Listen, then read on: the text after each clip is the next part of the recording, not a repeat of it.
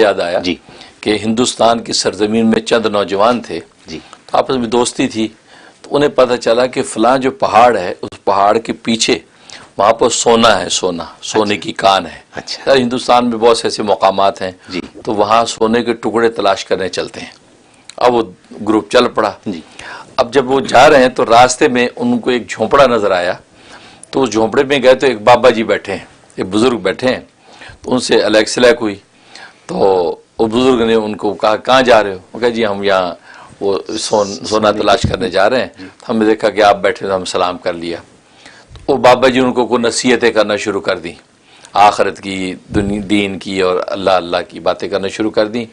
تو ان میں سے ایک نوجوان نے کہا یار ان بابا جی کی باتیں بہت مزہ آ رہا ہے، تم لوگ ہو کے آؤ تو میں ذرا کچھ دیر ان کے پاس بیٹھتا ہوں. جی سب نے کہا یار اللہ کے بندے ہم اکٹھے آئیں اکٹھے چلتے ہیں یار، ایسا کیوں کر رہے ہو؟ کہ نہیں یار مجھے بہت اچھا لگ رہا ہے، میں بیٹھتا ہوں، تم لوگ ہو کے آؤ. باقی جو 5-6 نوجوان چلے گئے، یہ بیٹھ گیا.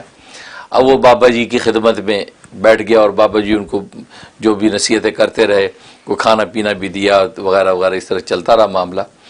تو اس کے بعد کیا ہوا کہ وہ وہاں سے واپس لوٹے، جتنا بھی وقت لگا واپس لوٹے تو انہوں نے اپنے تھیلے بھرے ہوئے تھے ٹکڑے سونے کے، یہ وہ انہوں نے جمع کیے میں.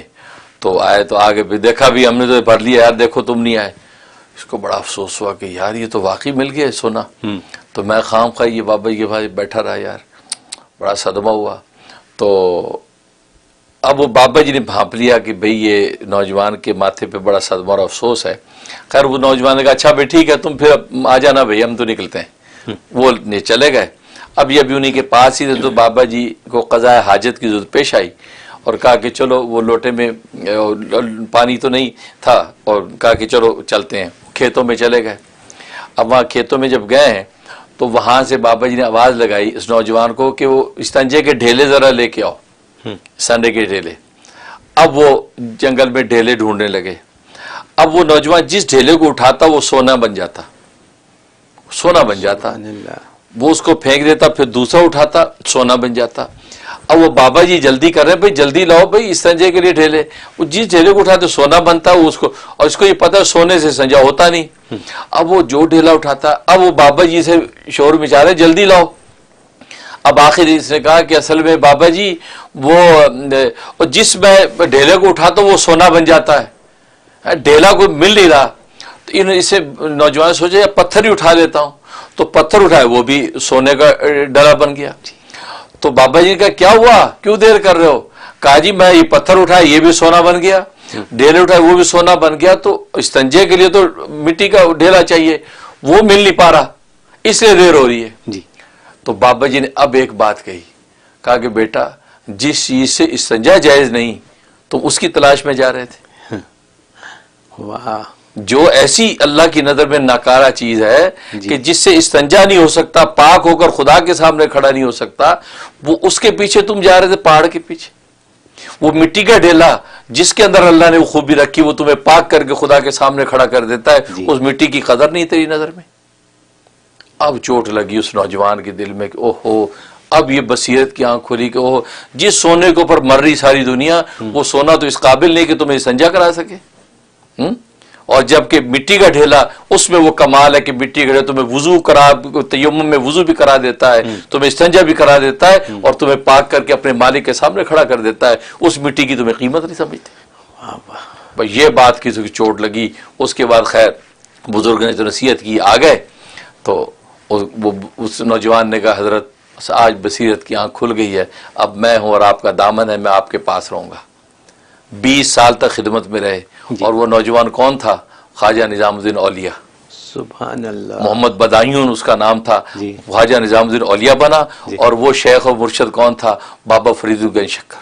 سبحان اللہ. واہ واہ، کیا قصہ ہے، کیا قصہ ہے.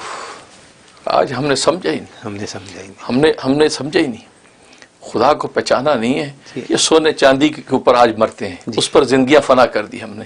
جس سونے چاندی کے اندر اتنی حقیقت نہیں ہے کہ آپ کو پاک کر کے اللہ کے سامنے کھڑا کر سکے. اور جس مٹی کے اندر ہمیں جانا ہے، اور جس مٹی میں وہ کمال ہے کہ تمہیں استنجے سے بھی پاک کرتا ہے اور تیمم کرا کے خدا کے سامنے کھڑا کرنے قابل کرتا ہے، آج اس مٹی کی ہمیں فکر نہیں ہے کہ اس مٹی کی ویلیو نہیں. تو یہ وہ بصیرت کی آنکھ ہے جو اللہ والوں کی نصیحت سے ملتی ہے. جب بندہ اس بصیرت کو آنکھ کھول لیتا ہے، پھر اگر سونا پہنتا بھی ہے تو اس کی وقت نہیں ہوتی. اس وقت نہ ہونے کی وجہ سے وہ زینت حاصل کرتا ہے لیکن تکبر نہیں کرتا، غرور نہیں کرتا. بس یہی اللہ والے کہتے ہیں کہ یہ جو سونے چاندی کے اور ہیرے جواہرات کے ہیں نا تمہارے پاس، اس پہ کبر نہ کرو، اس کی کوئی حقیقت نہیں ہے. اللہ نے تمہاری زینت کے لیے چیزیں دے رکھی ہیں. ہاں زینت تم اختیار کر لو، اسے منع نہیں کیا، لیکن اس پر تم کسی تکبر میں آ جاؤ، اس کی کوئی وقت سمجھو. وقت اس مٹی کی ہے جس مٹی کے اندر تمہیں جانا ہے. اس مٹی کو اللہ تبارک و تعالیٰ نے کل کو جنت کا باغ بنانا ہے. آج اس مٹی کی خبر کے لیے، اس مٹی کے لیے ہم کوئی محنت نہیں کرتے. بالکل نہیں. اس مٹی کی زمین پہ سجدہ کرنے کی کوئی محنت نہیں کرتے، جبکہ مٹی کا بنا انسان جو اس حقیقت کو سمجھتا نہیں. تو دیکھو کوئی بابا فرید گنج شکر کے 2 لفظوں نے جو ہے محمد بدائیوں کی زندگی بدل دی. صحیح ہے. تو حقیقت یہ ہے وہ اللہ والوں کی آنکھ کہ جس سے انسان جو ہے وہ دنیا کی حقیقت پہچان کر آخرت کی طرف نگاہ اٹھاتا ہے. انہوں نے کیا مقام حاصل کیا اس دنیا میں. سلطان ہند بنے، کیا اللہ نے مقام دیا، اور بابا فرید گنج شکر جیسا شیخ دنیا میں نہیں آیا.